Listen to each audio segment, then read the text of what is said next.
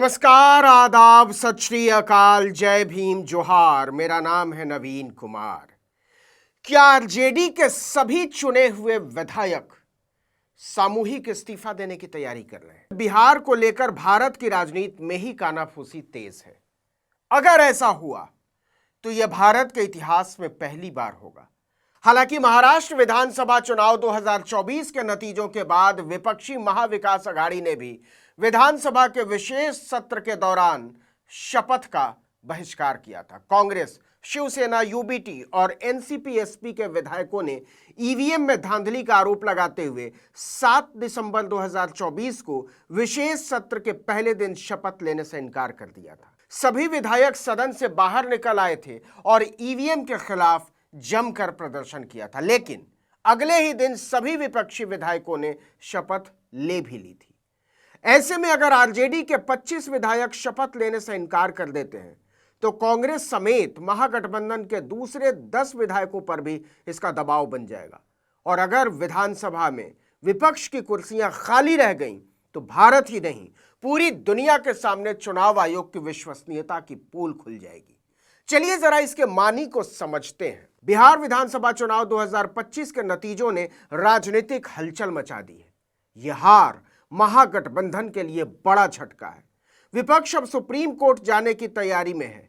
RJD ने कहा उत्थान और पतन स्वाभाविक है, लेकिन बेईमानी बर्दाश्त नहीं। कांग्रेस की तरफ से भूपेश बघेल ने तो कई बार कहा कि यह विशुद्ध तौर पर चुनाव आयोग की बेईमानियों की जीत है। जयराम रमेश ने कहा बड़े पैमाने पर चुनावी हेराफेरी हुई। प्रियंका गांधी ने मुख्य चुनाव आयुक्त ज्ञानेश कुमार, एसएस संधू और विवेक जोशी का नाम लेकर उन्हें लोकतंत्र को नष्ट करने वाला बताया और कहा कि यह सरकार अवैध है। बिल्कुल यही बात वीआईपी के मुकेश सहनी ने कही। तो सवाल है कि क्या महागठबंधन इस चुनाव नतीजे को खारिज करने जा रहा है या उसे खारिज कर चुका है? देखिए, लगभग पूरा विपक्ष एक सुर में कह रहा है कि एनडीए ने बेईमानी से चुनाव जीता है।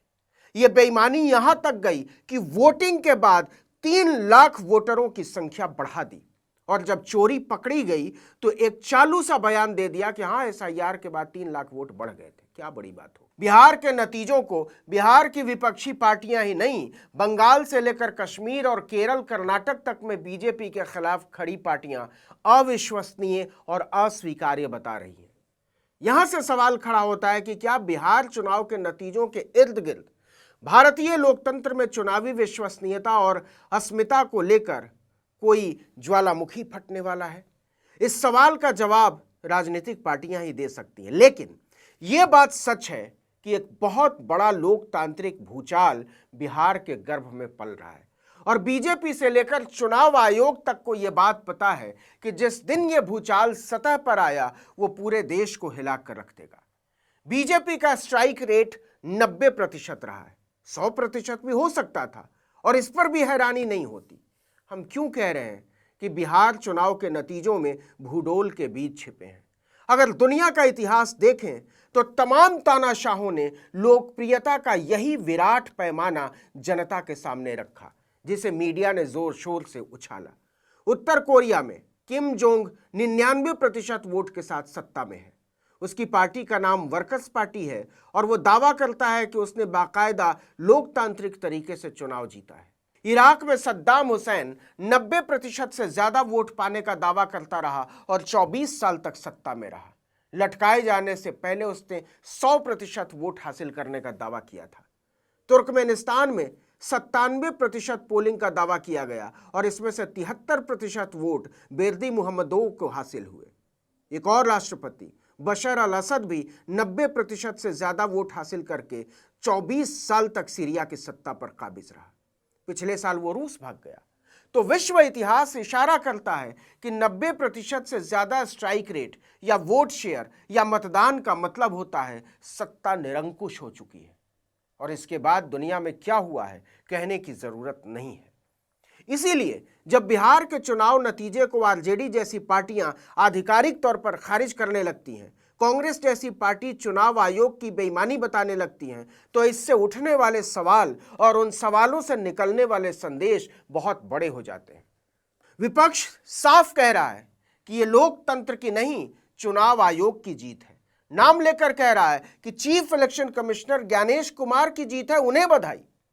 यह कोई चुनाव में हार के बाद निकली लाचारी की भाषा नहीं है साहब। यह सीधा सधा हुआ और साहसिक आरोप है जो इससे पहले इतने कठोर तरीके से कभी सामने नहीं आया। और सीधे तरीके से कहें तो यह संदिग्ध हो चली चुनाव आयोग की प्रक्रिया की रीढ़ पर प्रहार है। आरजेडी के भीतर से जो आवाजें आ रही हैं, अगर तेजस्वी यादव उस पर आगे बढ़ने की हिम्मत जुटा पाए तो यह भारत में चुनावी विश्वसनीयता को नए सिरे से परिभाषित कर सकता है।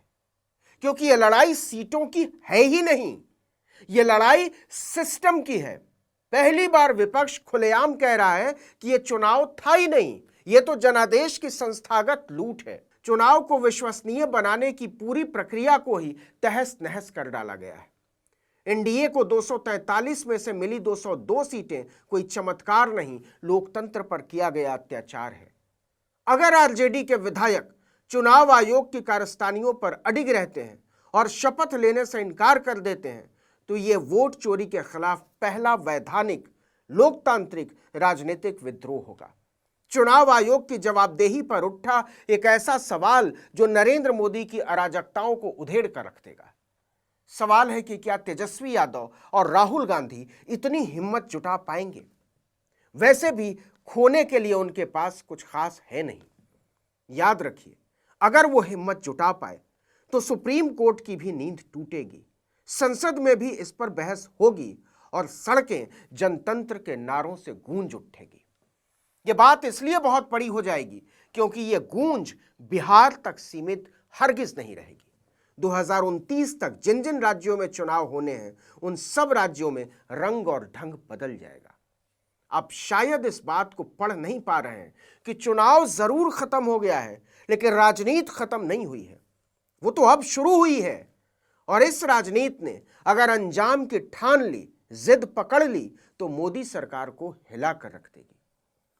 अगर आरजेडी के विधायकों ने शपथ लेने से इनकार कर दिया या शपथ लेने के बाद सामूहिक इस्तीफा दे दिया तो यह एक भ्रष्ट तंत्र के खिलाफ लोकतंत्र का ऐलान होगा। एक तरह की घोषणा कि हम जनता के चुने हुए लोक प्रहरी उस कमरे का हिस्सा नहीं होंगे जिन्हें यहां तक पहुंचाने के लिए जनादेश को ठेंगा दिखाया गया है। गौर कीजिए, कोई चर्चा नहीं कर रहा है कि मुख्यमंत्री कौन होने जा रहा है, उप मुख्यमंत्री कौन होने जा रहा है, कैबिनेट कब बनेगी, शपथ कब होगी। चर्चा सिर्फ इस बात की है कि विपक्ष इस नतीजे पर आगे का कौन सा रास्ता चुनता है। याद रखिए, बिहार आज भारत की राजनीति का ग्राउंड जीरो है। अगर वहां से खड़े होकर देखेंगे तो आपको मोदी की खिलखिलाहटों के ऊपर एक ऐसा भय नजर आएगा जिसमें वास्तविकताओं से नजरें चुराने का छुटभैयापन भरा हुआ है। यह छुटभैयापन किसी पद, मीडिया के यशोगान या तुरही नगाड़े के शोर से नहीं छिपता। सच यह है कि बादशाह बेनकाब हो गया है और सवाल केवल इतना है कि यह बात संविधान की शपथ लेने से पहले कितनों के दिलों में हूक पैदा करेगी।